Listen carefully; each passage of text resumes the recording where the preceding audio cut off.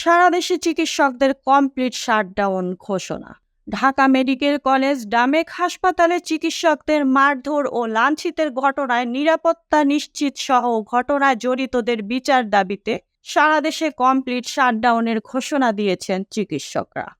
রোববার 1 সেপ্টেম্বর দুপুরে এ ঘোষণা দেন তারা। চিকিৎসকরা জানান 24 ঘন্টার মধ্যে জড়িতদের গ্রেফতার ও হাসপাতালে চিকিৎসকদের নিরাপত্তা নিশ্চিত করতে হবে।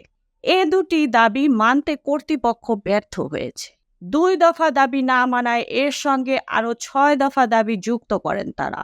কর্মসূচি নিয়ে দুপুর 2টার পর ব্রিফ করা হবে বলে জানান চিকিৎসকরা। এর আগে সকাল থেকে নিরাপত্তাহীনতার কথা জানিয়ে ও হামলার বিচার চেয়ে চিকিৎসা সেবা বন্ধ করে দেন ঢাকা মেডিকেল কলেজ ডামেক হাসপাতালের চিকিৎসকরা।